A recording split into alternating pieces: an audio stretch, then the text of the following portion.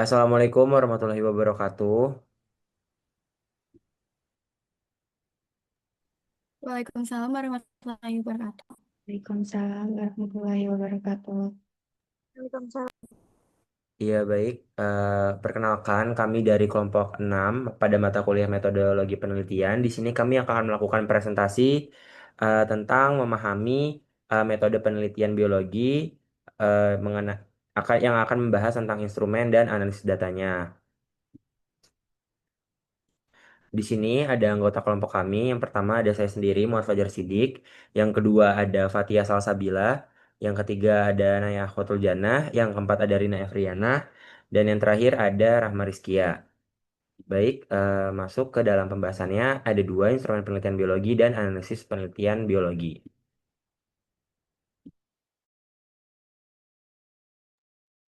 Nah, yang selanjutnya kita akan membahas instrumen penelitian biologi. Next, Fajar. Ya, jadi definisi instrumen penelitian itu yang pertama menurut Sumadi Suryabrata pada tahun 2008 itu mendefinisikan bahwa instrumen pengumpulan data sebagai alat yang digunakan untuk merekam yang pada umumnya secara kuantitatif. Selanjutnya yaitu menurut Suharsimi Arikunto pada tahun 2000 itu didefinisikan bahwa instrumen pengumpulan data adalah alat bantu yang dipilih dan digunakan oleh peneliti dalam kegiatannya untuk mengumpulkan data agar kegiatan tersebut menjadi sistematis dan juga dipermudah untuk pengolahannya. Terus selanjutnya yang terakhir menurut Ibnu Hajar pada tahun 1996 bahwa instrumen pengumpulan data itu merupakan alat ukur yang digunakan untuk mendapatkan informasi kuantitatif tentang variabel yang karakteristik dan objektif.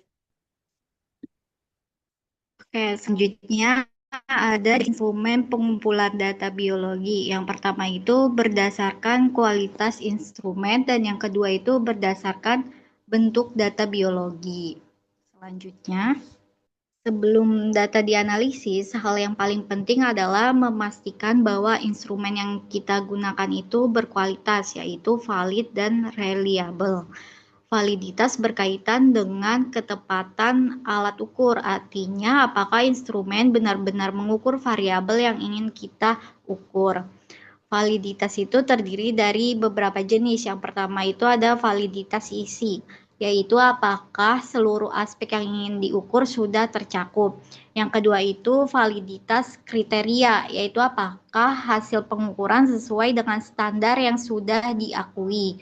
Dan yang ketiga itu validitas konstruk, yaitu apakah instrumen sudah sesuai dengan teori yang mendasarinya. Selain valid, instrumen juga harus reliable, yaitu menghasilkan data yang konsisten ketika dilakukan pengukuran berulang. Reliabilitas itu dapat diuji melalui beberapa cara seperti tes retest untuk melihat kestabilan, terus ada konsistensi internal untuk melihat keselarasan antar indikator dan inter-rater reliability jika melibatkan lebih dari satu penilai. Jadi instrumen yang baik adalah yang mampu mengukur secara tepat dan memberikan hasil yang konsisten. Selanjutnya, Nah, selanjutnya yaitu berdasarkan data biologis. Berbeda dengan sebelumnya, instrumen observasi ini digunakan untuk mengamati fenomena biologis secara langsung. Jenis-jenisnya di antara lain itu ada instrumen pengukuran kuantitatif, instrumen observasi atau identifikasi biologis. Oke, nah instrumen kuantitatif pada gambar ini terlihat pada hasil pengukuran, misalnya kita juga harus menentukan variabel terlebih dahulu, yaitu yang mempengaruhi. Nah, variabel terikat itu yang dipengaruhi, dan variabel kontrol itu yang dikendalikan. Terus, misalnya kita harus menentukan instrumen pengukurannya. Itu bisa misalnya menggunakan penggaris untuk mengukur tinggi tanaman, terus timbangan untuk biomasa, terus pH meter untuk tingkat keasaman. Nah, dalam penelitian ini pengukuran tidak cukup dilakukan sekali, tetapi perlu adanya pengulangan atau replikasi untuk memastikan data ini konsisten. Kemudian diuji reliabilitasnya, yaitu memastikan hasil pengukuran dapat dipercaya. Nah, terakhir di sini ada data analisis menggunakan statistik seperti MEAN dan standar deviasi, lalu uji atau ANOVA, terus regresi atau indeks ekologi. Nah, pada intinya instrumen ini menekankan pada ketelitian angka dan analisis statistik. Nah, pada gambar ini terlihat bahwa hasil pengukuran misalnya jumlah daun tanaman pada beberapa perlakuan dan waktu pengamatan. Nah, data ini disusun dalam tabel, kemudian dihitung rata-ratanya. Dari sini, peneliti bisa membandingkan pertumbuhan tanaman dan melihat pengaruh pelakuan tertentu. Jadi, keunggulan dalam kuantitatif ini adalah objektif, mudah dibandingkan, dan bisa diuji secara statistik. Boleh di next. Uji selanjutnya itu adalah instrumen observasi atau identifikasi biologis. Berbeda dengan eh, sebelumnya, yaitu instrumen observasi digunakan untuk mengamati fenomena biologis secara langsung. Jenis-jenisnya di antara lain yaitu observasi narasumber, itu mengamati aktivitas sehari-hari subjeknya secara langsung. Lalu observasi ini, lalu yang kedua, observasi tidak struktur, yaitu tidak menggunakan pedoman khusus. Penelitian mencatat kejadian secara alami di lapangan. Yang ketiga yaitu observasi kelompok. Nah, ini dilakukan oleh beberapa peneliti untuk meningkatkan keakuratan data. Maka instrumen ini biasanya menghasilkan data kualitatif seperti deskripsi, perilaku, atau kejadian. Nah, kita bisa simpulkan bahwa perbedaan keduanya itu, kalau kuantitatif itu berupa data angka yang terukur dan dapat dianalisis statistik. Jika observasi itu berupa data deskriptif, dan bisa berdasarkan pengalaman langsung. Nah, keduanya ini sama-sama penting dan sering digunakan secara bersamaan dalam penelitian biologi agar hasilnya lebih lengkap. Jadi dalam penelitian biologi ini, pemilihan instrumen juga sangat penting teman-teman karena menentukan jenis data yang diperoleh dan cara menganalisisnya. Boleh yang selanjutnya akan disampaikan oleh rekan saya? Oke, baik. Selanjutnya adalah cara penyusunan instrumen penelitian biologi. Langkah pertama adalah memahami masalah, variabel, dan tujuan biologis. Peneliti perlu menentukan fenomena biologis yang akan diteliti, kemudian menetapkan variabel yang ingin diukur.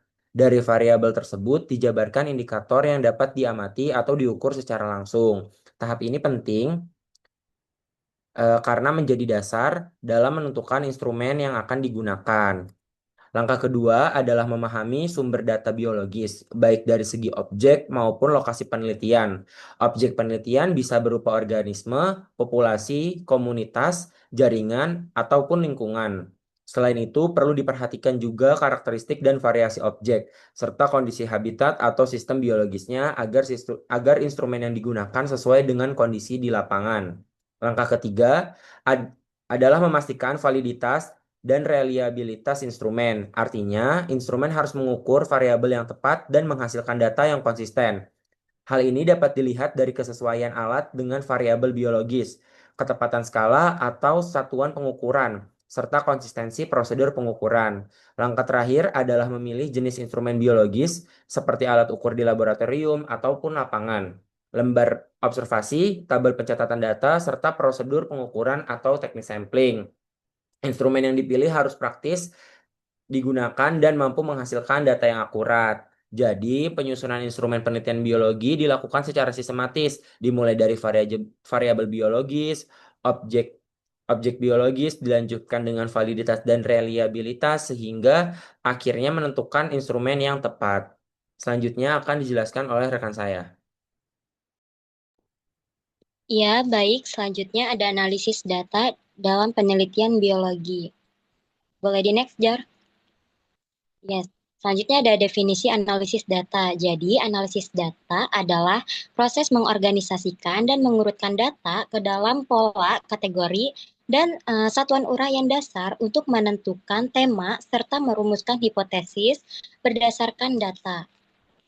Iya, selanjutnya jenis data dalam penelitian biologi dari pengertian data terlebih dahulu adalah hasil yang diperoleh selama proses penelitian berupa informasi faktual atau fakta empiris yang disusun secara sistematis sesuai tujuan penelitian, baik berdasarkan waktu, tempat maupun peristiwa berdasarkan Nasution 2023.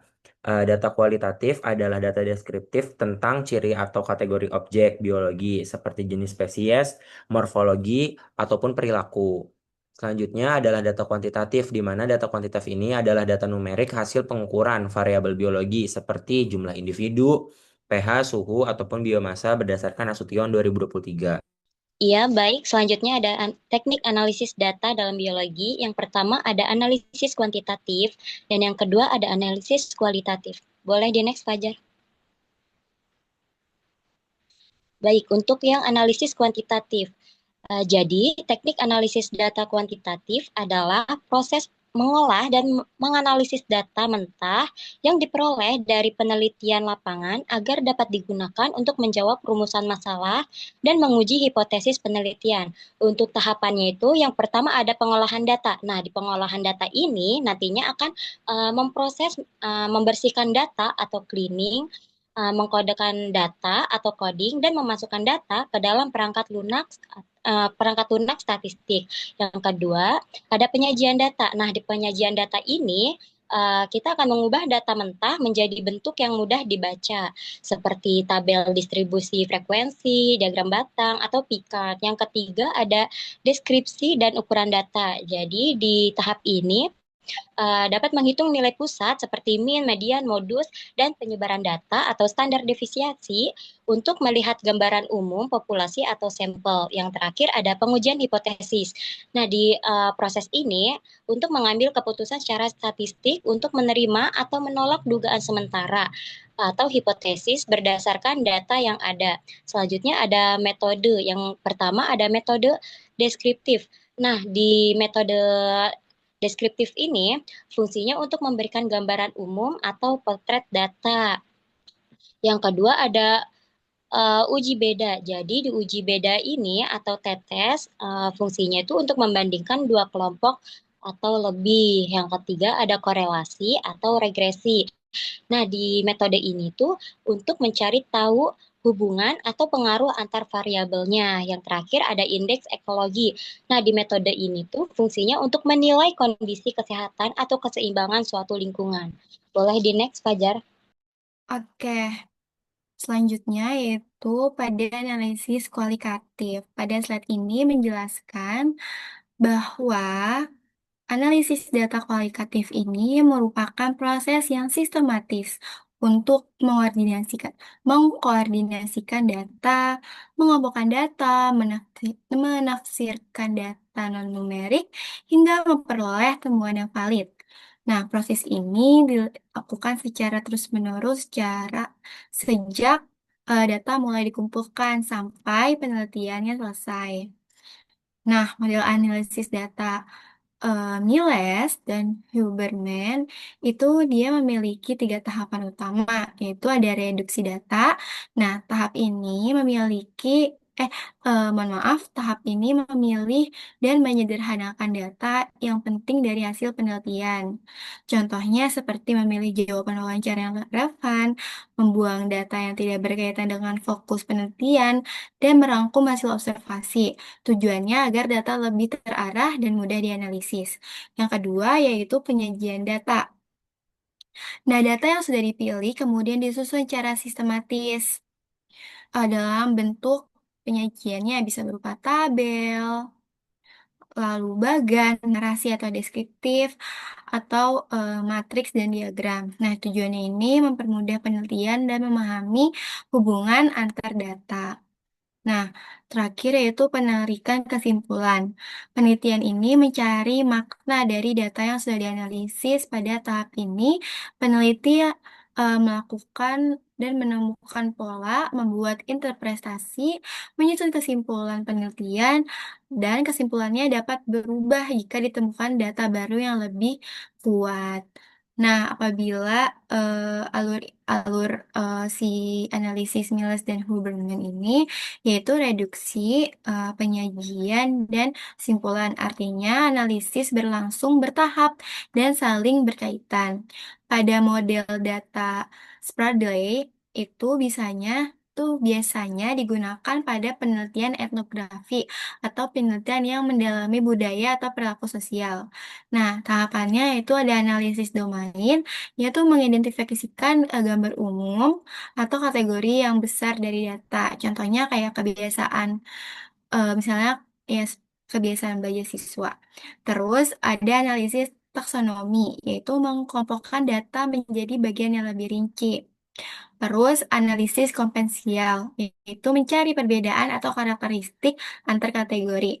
Lalu analisis tema, menentukan tema utama yang dapat yang menjadi inti penelitian.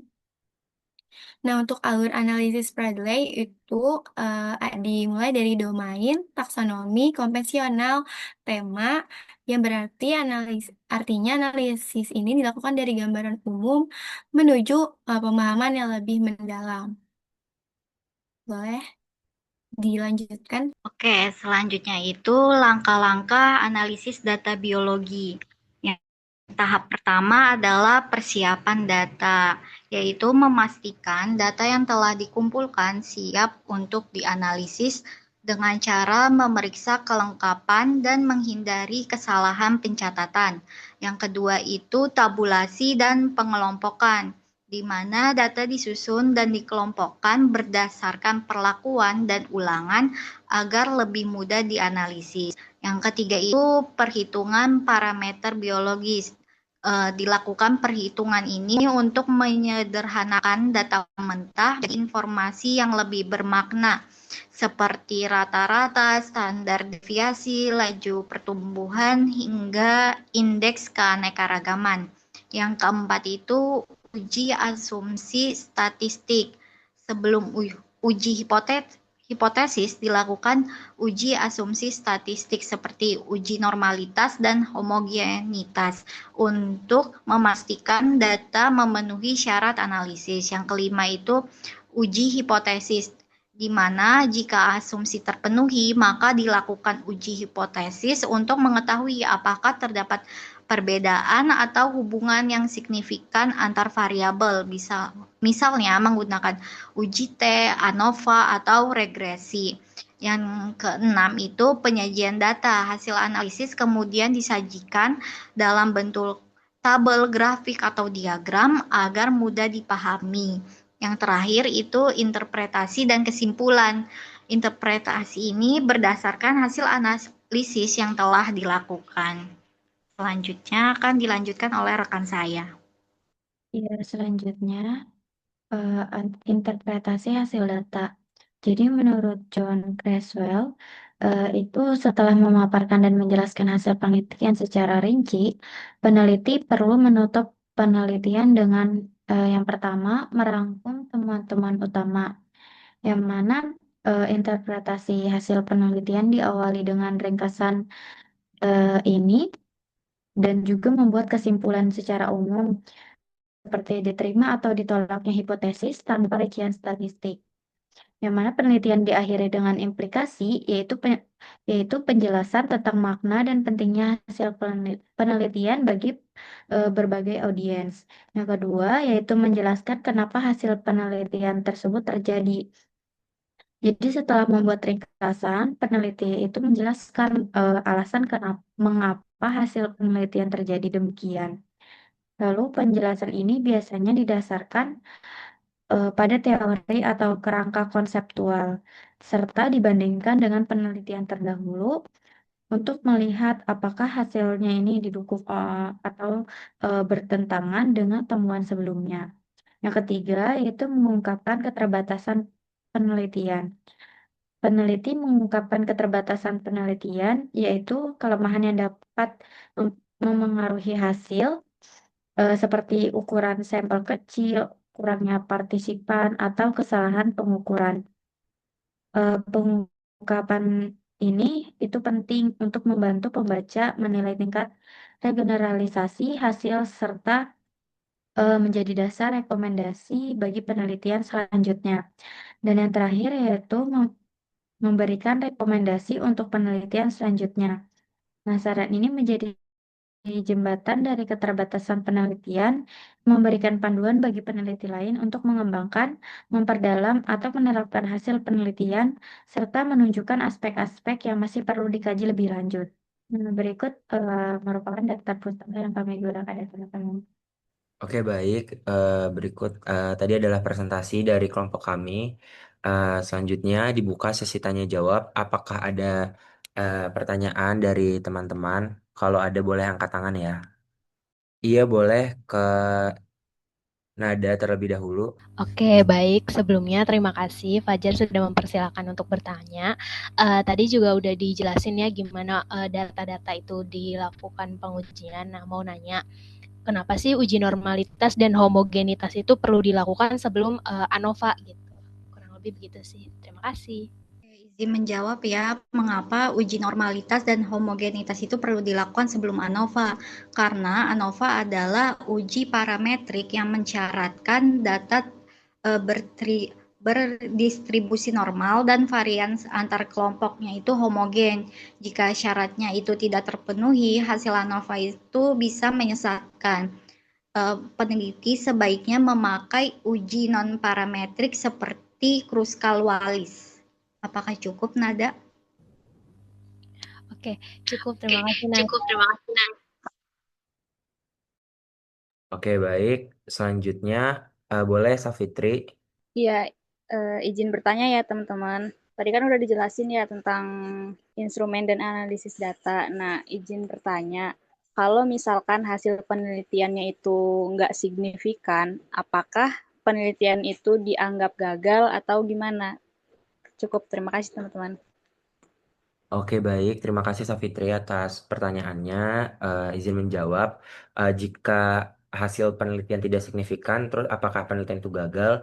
Itu enggak juga ya. Jadi, kalau misalkan hasil tidak signifikan, tetap bernilai ilmiah karena menunjukkan bahwasannya perlakuan mungkin memang tidak berpengaruh atau efeknya sangat kecil. Nah, hal ini tuh penting untuk mencegah duplikasi penelitian yang sama dan memberi arah baru bagi penelitian selanjutnya. Apakah cukup? Oke, cukup. Terima kasih. Oke, sama-sama Safitri. Selanjutnya silahkan Asa. Iya, baik. Izin bertanya. Tadi pada PPT itu kan disebutkan ya sama teman-teman tentang analisis kualitatif Miles dan Huberman. Itu tuh mau nanya, itu tuh gimana sih cara nerapinnya pada penelitian biologi? Terima kasih. Oke, baik. Terima kasih Nasa. Akan dijawab oleh rekan kelompok saya.